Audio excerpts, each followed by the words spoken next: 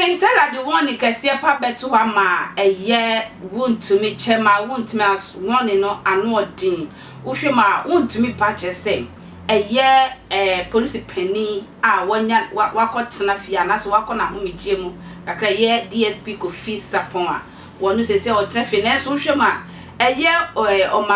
John Dramani Mahama owura John Dramani Mahama incoming president or ko ba bia Wontumi say DSP Kofi sapon ya na odidi nachi wo kanu ba bia obekọ bia o kana che say yentimi say papa no say waye blocking stone bia ma ye MPP fo na hunia wodi Mahama echi wakotena fia na adenti na de bia wodi papa na ti sa adenti papa ni di na chi no Kevin tell about say ntimi Wontumi nye ne e wo say mo ya na edenti na wo say mutum ani si sa police penny so especially Wontumi wase Wontumi ye kokọ bi mpanka DSP Kofi sapon enu kwa so de ne mpaboa etiem anodi na je say Wontumi tena baby one year Kevin de ato ama ma yetie Kevin bra Chema Wontumi, it looks like say the whole MPP no why so desperate. I just say some be the nechi or sorry no di Kofi Boakye atem or sorry no di we atem on say Chema Wontumi study di Kofi Boakye atem on so ohini bia wa santimemu aka say Chema Wontumi so unyan what is a pejini bia sorry wa santimemu aka say eye Chema Wontumi Kofi Boakye na wudi na tem na nya wuti pen no what is say pejini bi wa santimemu aka say Chema Wontumi saa de na wo ye na nka politics no na jai what is say pejini bia aka ma Kofi Boakye mie na no enkasa Omega Zeshe, John Mahama check Kofi Boakye edidi Chema Wontumi atem. Neso nka in life, sanke ye very honest with each other. Chema Wontumi anka so yakoko bini kura anke nisa nkotare Kofi Boakye mpoboase. By your politics na senyoma. Jimi na ya bedru ha na obi ti se Chema Wontumi tumi gina stage. No didi Kofi Boakye atem. Out in the name say ye nkofo bi na be yi ni so or your MPP regional chairman. And Kofi Boakye is more matured. Kofi Boakye knows the kind of Chema Wontumi, the kind of people they are. He knows that Chema Wontumi is a filthy rat. There's no way Kofi Boakye will lower himself to come and exchange words with Chema Wontumi. Wabodam. Because the things Kofi Boakye will know, Chema Wontumi, Sebio, Ohumu Bako, Chema Wontumi kwasia we, edi no di nyesika, enya garamse. Osori no di Kofi Boakye atemu asantimemu, penyini bia nkasaye. Ogina stage no di Kofi Boakye atema mpenifo tinechi. Ba omia tinechi. MPP for mpenifo tinechi ahemfu tie no asantimemu.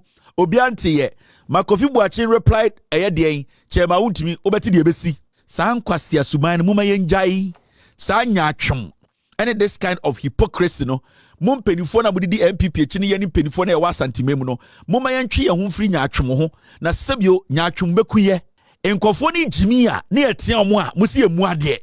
In the same vein, when people return bullets musi wemu de omo tanye the way na mum penifo ni bi NDC asamba musomu no se obiti asantimemu anase oye MPP penyin na oye ade tia asante ene MPP a yenka ho asem because ono de onsima ntuma go abontene Chema Wontumi edi Kofi Boakye tebe 1 month ni obi ankasaye enti se mo ye penifo kra na mo se mo de mo nya politics mo de mo introduce political figures. You people don't do politics, we get it. They be able to catch the ahemfo de enya politics or santimemo, but what you do is you do introduction of political figures. It fire na Chema Wontumi to no. So when people start to almost return fire, men person be wunso obi afran toma bebu be. Fire na Chema Wontumi to no rough na enko be bia no. So man for return fire.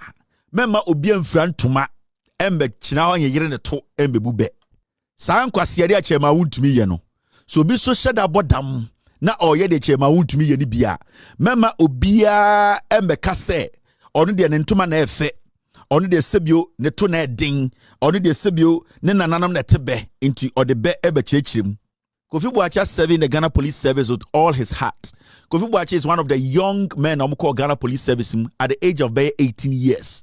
He spent almost everything in the Ghana Police Service or the protective Moasantifo and or the protective Yeni Awonafo or the protective Yeni Infantifo, Mukofo, Mobonofo. He basically dedicated 80% of his life to protect you people. Mo and the Muslimudin hinia obi tumi fan nsan kamono.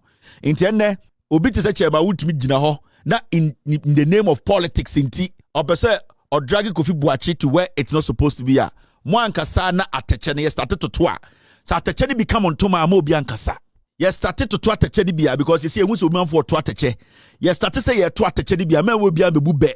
Openye jekum. OTP FM and our bunkwasiabe. Sa amanfo start say omo to Attacks back a membe bu nkwase abe na yeni abre chema Wontumi akọwe abo bi dua na eso ne daye nti why desperate ohu de onye onim the next move of Kofi Boakye onim what Kofi Boakye is doing because chema Wontumi nankasa kire say wejimi.